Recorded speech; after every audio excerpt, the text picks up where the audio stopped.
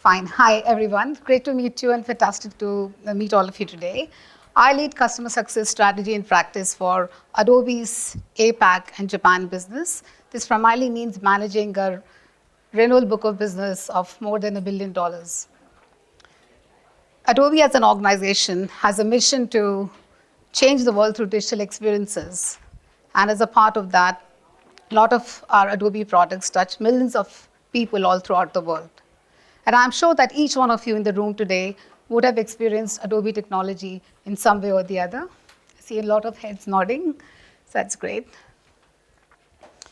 So today I'm going to talk about the 5 customer value gems which can really help you shine in the coming years.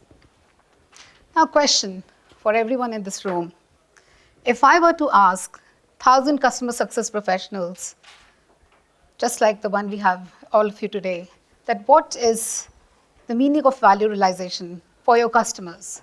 How many answers do you think I will get? 1,000? That's great. Some might think a handful, hundreds, and in fact, I heard 1,000. So the reality is that everyone has a different definition of value and value realization. And to top it up, our customers have a different definition of value realization as well. So what this means is value realization is a topic which is interesting and at the same time challenging.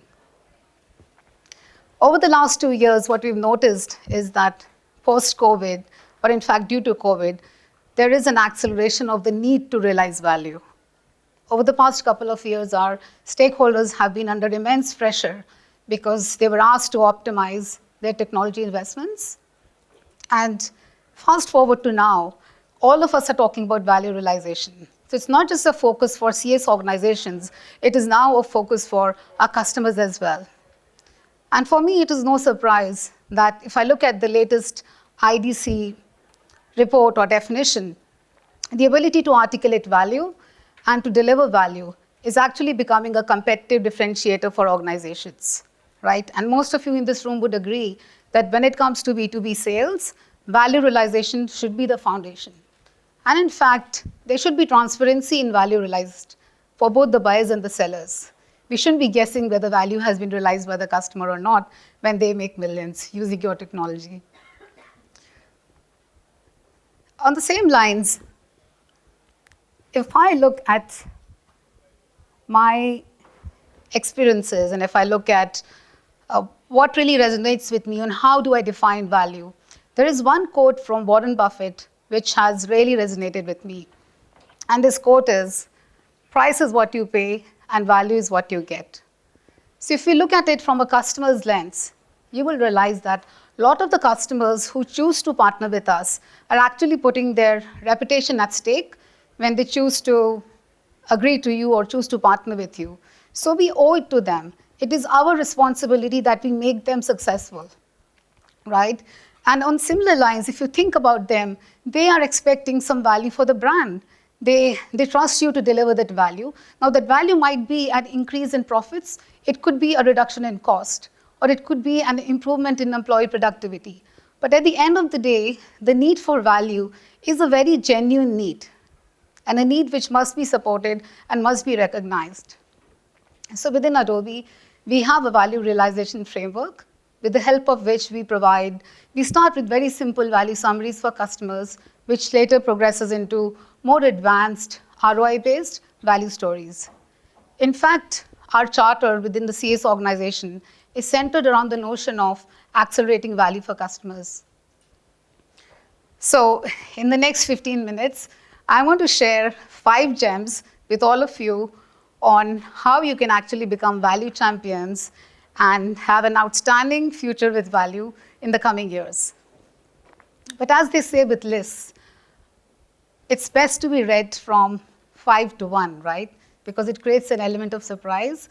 And so I thought, let me take that approach. So what we'll do, we'll go reverse order, and we'll start with number 5 first.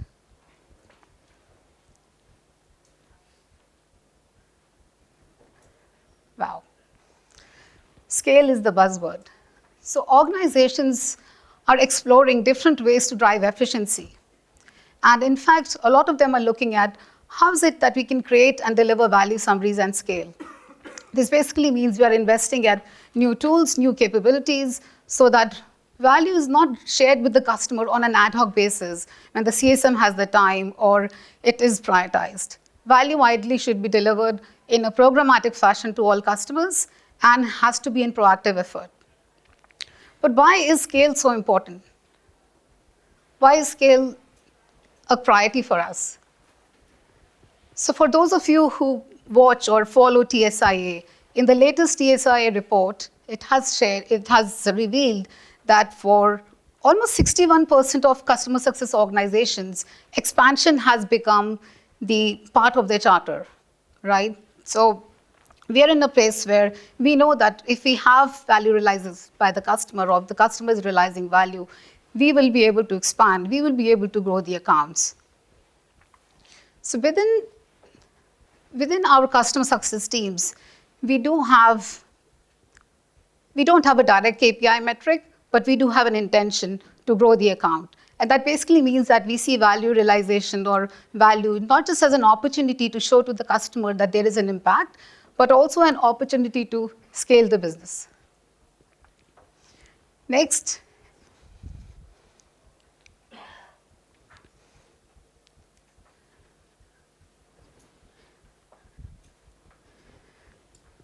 Anyways, let me just finish this. So next, in terms of the tools and capabilities, it's really interesting to see that a lot of the vendors, let me just go back, in fact, finish that. So in terms of tools and capabilities, what is interesting is that a lot of the vendors nowadays have started using value selling methodology, even in pre-sales cycles. So what that means is that a lot of the customers who we are dealing with, they have a different perception or they have a different expectation where they expect that all the ROI calculators which were shared with them during the pre-sales, post-pre-sales discussions will actually come to life. So customers are actually more curious about what value has been delivered and how is it that I can see, how is it that I can experience the value being delivered. Now, the good news for us is that because the renewal book of businesses are in general growing, there's also an interest by third-party vendors to develop tools for post-sales value tracking. So that primarily means that there is a shift in dollars happening when it comes to development of these tools. And it's primarily being driven because the renewal books of business are actually becoming bigger, and there's a need to realize that opportunity and to support the organizations with that opportunity. So I would say that going forward, if you want to scale the value practice and to deliver value on a scalable basis, you should either look at in-house products, which help your CSM teams to scale that. The other option is to look at third-party vendors, which can help you. In fact, if you look in the market, there are some vendors who are even, they're actually delivering value realization as a service. And some of them are providing these self-serve options where the customers can just choose to realize value or come up with a value summary by the click of a button. I think most of us would agree in this case that it's not just that the value realization is important, but when it comes to scale, we are almost reaching a state where in order to meet the customer's demand, we might have to deliver value summaries just the way invoices get delivered to customer on a regular basis. Moving on to the next nugget. So how many of you agree that the customer success function is the custodian of value? Can I have a show of hands? Interesting. So the reality is that there are a lot of different teams within your organization who are working with the customers. And each of these different teams who engage with the customers, they are creating value, they are delivering, and in a way they are driving value for the customer. So CSM or customer success function is not the owner, it's not the custodian of value. Just like customer success is a team sport, similar to that, value realization is a team sport. And I'll explain that. So imagine there's a customer, or look at the scenario where there's a customer who's approaching a renewals cycle and is about to renew. That customer will reflect back, not just on the engagements with the CS organization. That customer will actually reflect back on the interactions they have had with different teams throughout your organization. And those interactions and those value summaries, or you can say those experiences delivered, will really shape and influence customers' perception of value. So if we keep that in mind, value realization becomes more as a collective effort. In our organization, our CSMs are doing a great job because they are breaking the silos, they are driving cross-functional accountability, they're holding the account team responsible so that when there is value realized, the CSMs know about it. In my organization, I look at CSMs as value collators, value orchestrators, and in fact, I would call them value influencers. The role CSMs play here is about making sure that any value realized by the customer across different account team members or teams is being collated, is also then being well articulated, but most importantly, is being acknowledged by the customer. In fact, there are a few CSMs who are actually taking it a step ahead, where they're holding the customers responsible and accountable to come back and share the value realized or the outcomes realized on a quarterly or a monthly basis. And they're hence creating a shared value culture. I personally feel that that's a great shift forward. It also talks about the credibility and the trust CSMs have, where the customer is willing to share what impact it has on their business. When customers are being held accountable, it is a different approach, right? It's a pull versus a push. But the way it works is that these customers then are seen as strategic partners, and we are also invested in helping building the brand within their own organizations because they are articulating and showing the impact it has on the business. Majority of these customer stakeholders are seen as champions, or they're seen as rock stars within their own organization. And what we have observed is that these customers are then getting promoted. So when it comes to value, it is a win-win for all. I just need water. Maybe I'll just take the glass. Thank you so much.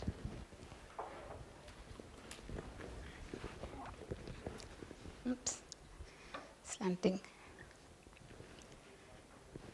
Yeah, so I was talking about it being a win-win situation for all. So what we've noticed is that our customer stakeholders are getting promoted. It's a win-win situation. But also for the CSMs, a lot of our CSMs they get the job satisfaction, they get the satisfaction, the fulfillment that all the work they do is driving such a big impact on the organizations. And at the same time, it is helping their partners succeed. So I would say that this really helps shine the light on the role, the impact, and the value of CSMs. Here I would say that start thinking about, when it comes to value, start thinking about how you are leveraging your ecosystem teams to create that value. Who is part of your V team? Look at ways you can include the customer as part of your V team, because at the end of the day, it is a win-win for all, for you as well as the customer.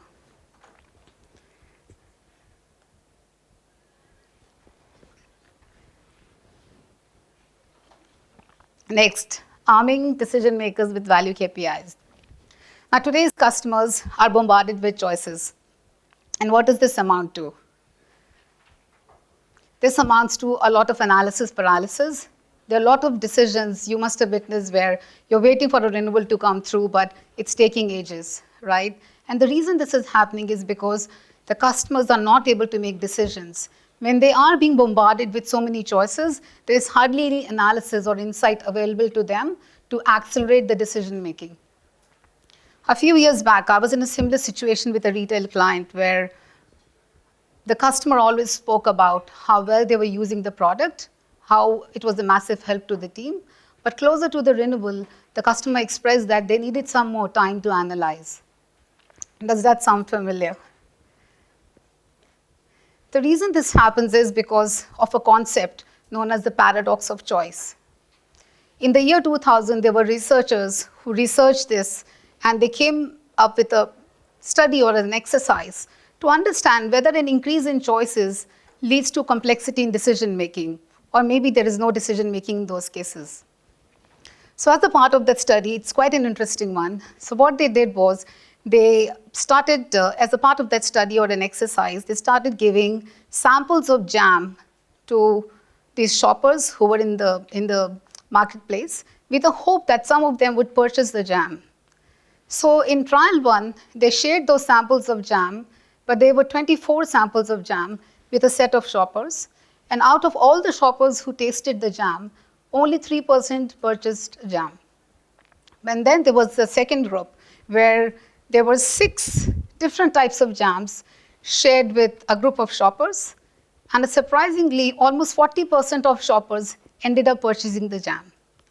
So in the conclusion, this research outlined that as the number of choices increase for customers, they go through a influx of information where they're unable to process that and they're unable to really make a decision.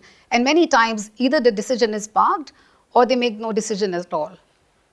Even in our case, when we go to the market to shop for things, at times we see so many different options that we come back home without making a purchase, just because we need more time to make the right decision, seeing the new information which we have received. And this is no different from your customers as well. Even our customers are in the same situation where they're not able to make decisions because of the multiple vendors approaching them or the multiple choices available to them.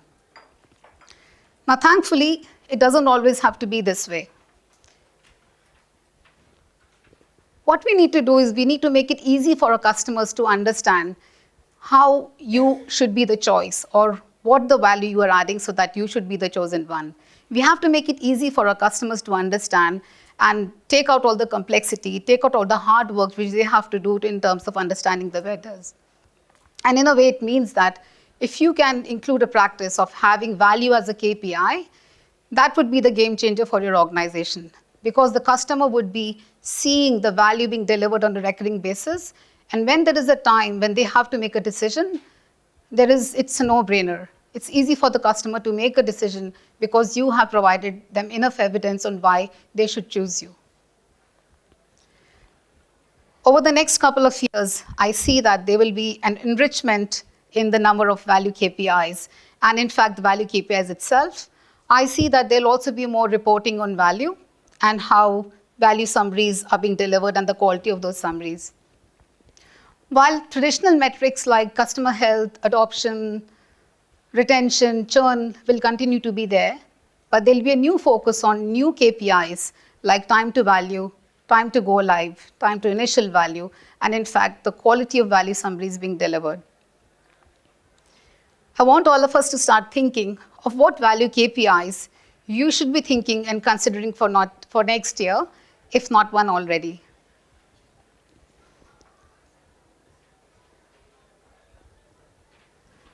Next. Now, across many organizations, the customer success charter is quite focused just on adoption, whereas our customers these days are fixated on getting value. The customers are asking for value, they're asking for insights, they're asking for what is the impact, what is the outcome I'm getting from my investments. So, somewhere, because of the need of the customer, the organizations which are still focused on adoption have to make this change where they have to shift towards thinking about value. They have to move to a place where they are driving or encouraging the value mindset. They have to move towards value mastery, which basically means having a really good understanding of your customers' needs and objectives and how your product capabilities are delivering to that need. I know all our CSMs are busy. In fact, there's a lot which is going on. There's a lot on their plate. But value realization work should not be seen as more work. Value realization is basically evolving how you think about your customers. It's about elevating the conversations you have with your stakeholders. It's also about elevating your own role in the organization. CSMs are currently seen as value collators, value orchestrators, value influencers. But when we look at the future of value, CSMs have to become value engineers, which basically means building those capabilities and building a mastery so that they can have a really good understanding of the customer's needs, tie back to the product capabilities, and at the same time, be in a position to create that path to value. Be in a position to help the customer realize measurable impact. And I know that a lot of our CSMs are not there. So this is a muscle which we need to build in the future. As leaders within CS organizations, I would highly encourage all of you to give the CSMs the bandwidth and the capacity so that they can start exploring value realization techniques and value realization methodologies.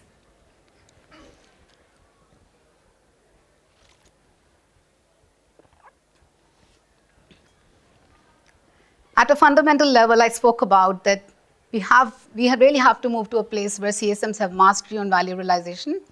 But a part of building mastery is also having a value mindset. So when it comes to value, it is an opportunity, right? Value is an opportunity to exercise creativity when it comes to storytelling and when it comes to problem solving. Value, in fact, is an opportunity to show up as a trusted advisor to your customers. Hence, I feel that CSMs must start looking at having a mastery on value realization. I highly recommend embedding a culture of mastery and embedding a culture of a mindset of value. There is proof. In fact, there is proven evidence which tells us that once customers receive these documented value summaries or these documented artifacts, there is an increase in retention and expansion metrics. In fact, even within Adobe, there was a 10% or a 10-point increase in expansion and retention for those customers who were consistently getting the value summaries. So start thinking about how you can help your CSMs develop mastery on value realization.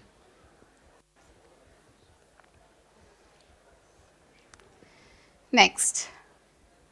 Now, what is even better than peanut butter and jelly? The product and customer success teams coming together is an ultimate combination. Think about it. From my lens, I see product as the backbone for value realization. And let me explain this to you. As the product teams are the ones who define the promise. The product teams define the promise. The product then manifests itself into such a compelling value proposition that the customer is willing to pay for it on a recurring basis. And the role of the CS teams and the remit of the CS teams are to realize that promise and to make sure that they realize that value. On a day-to-day basis, both product teams as well as CS teams are working towards one goal, which is about delighting the customers. When it comes to customer delight, it has a direct correlation to adoption. And hence, I would say that both teams play a really important role in delivering that customer delight and delivering that customer success. There is also a really good insight when we look at customer success and product teams. Both of them are, in a way, interdependent on each other. And if they can partner together, we can actually do wonders.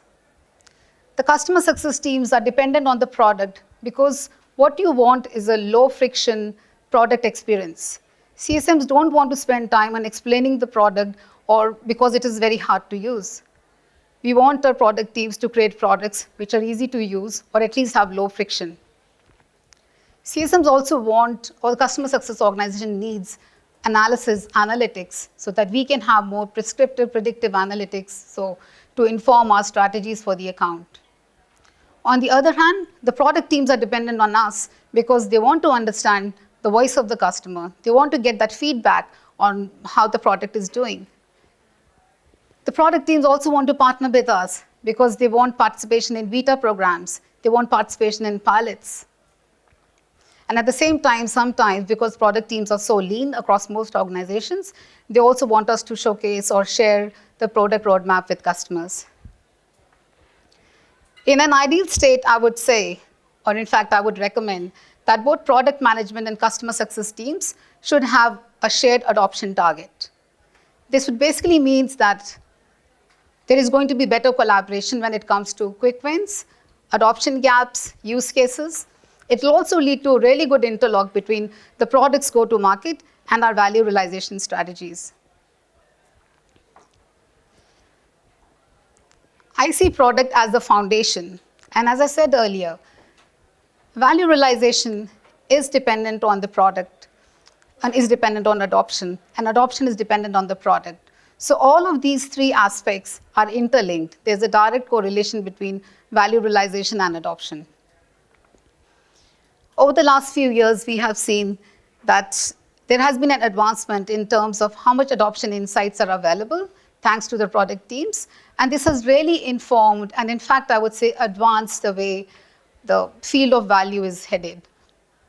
I strongly encourage all of you to start looking at what are the ways in which you can have a better collaboration, a better partnership with your product teams, and make it a win-win for both the functions.